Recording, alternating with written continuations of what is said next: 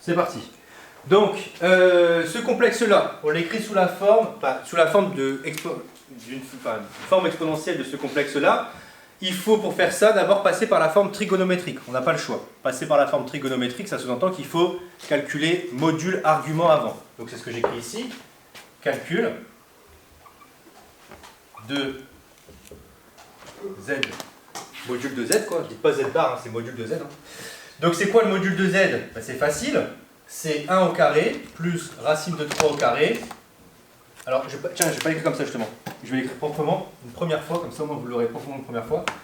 Je ne vais pas écrire x carré plus y carré parce qu'il n'y a pas de xy ici, c'est pas marqué. Donc par contre, je vais écrire re de z plus im de z au carré, le tout à la racine.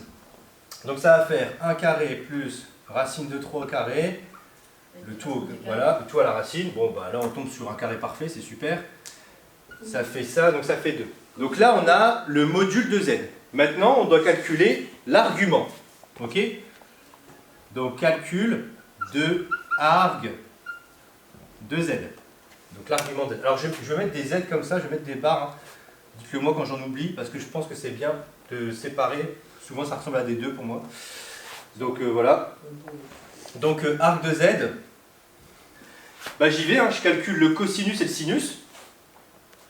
Donc, qu'est-ce que c'est que le cosinus et le sinus? Bah, cosinus de arc de z.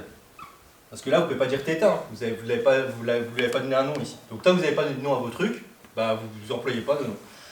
Donc, c'est quoi? C'est la partie réelle de z divisée par son module.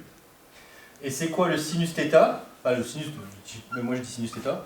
C'est quoi le sinus de l'argument? C'est la partie imaginaire de z sur le module de z. Bon, bah là, c'est pas compliqué, regardez bien. C'est quoi la partie réelle de z? C'est 1, ça fait 1 demi, racine de 3 sur 2. Alors, on est quand même tombé sur un gentil complexe, là. Franchement, il est vraiment sympathique, le loulou, là, parce qu'en fait, c'est pas compliqué. Truc comme ça, genre bizarre. Truc comme ça, genre bizarre. Oui, genre des trucs où on connaît pas les angles.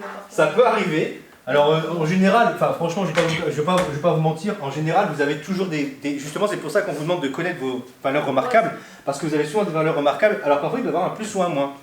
C'est à vous de vous rendre compte que l'angle que vous cherchez, il n'est pas dans le premier cadran. Ce qu'on appelle le premier cadran, c'est le truc que vous avez l'habitude de dessiner là, il n'est pas là.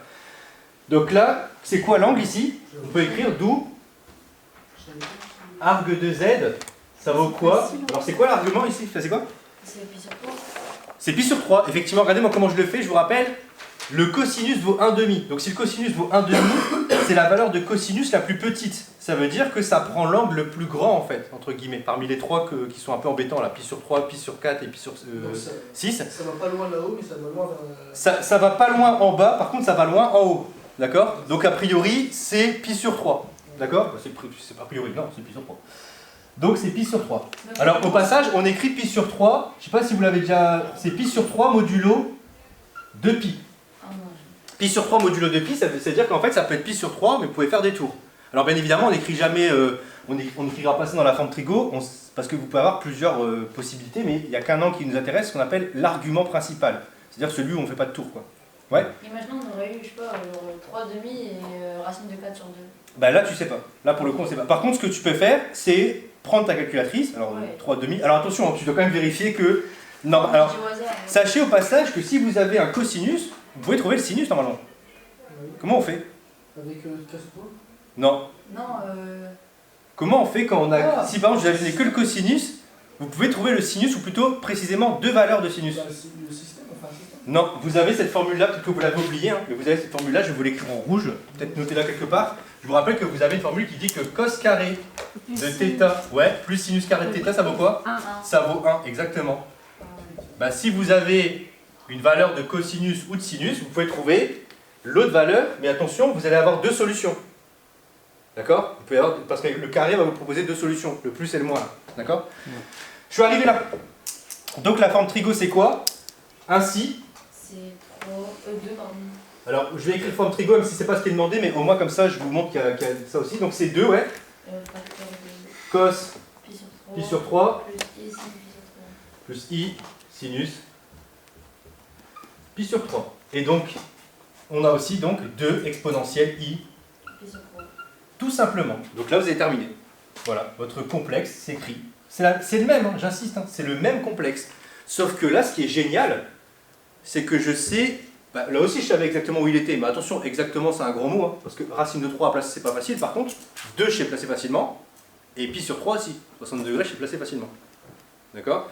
Donc ça, c'est plus intéressant. Et puis, regardez, je peux même aller plus loin dans la question si je voulais. Hein, je peux rajouter une question, je pourrais dire calculer z puissance 5. Ici, allez, on va mettre en remarque. Remarque, calcul de z puissance 5. Bah, regardez, c'est quoi le calcul de z puissance 5? Normalement, si vous êtes un peu malin ou maligne, vous ne prenez pas celui-là. Ah non, on prend le- Bah oui, on prend celui-là. Donc c'est quoi z puissance 5? C'est 2 puissance 5 et fois exponentielle i, pi sur 3 puissance 5. Alors ouais, donc c'est ça, exactement. Donc ici, bah, j'applique la puissance partout. Hein. Donc ça va faire 2 puissance 5 exponentielle i pi sur 3 à la puissance 5. Et donc ça fait 2 puissance 5, ça fait combien la puissance 5? 24. Non, Waouh, 24. Bah non, 2 puissance 5. Ça fait 2 fois 2. Oh, je vous laisse réfléchir. Hein. Ça fait 2 fois 2. 32. Hein? C'est 32, C'est mieux. on l'a vu hier. Ah non, c'était 2 puissance 4 que je me souviens. Donc voilà.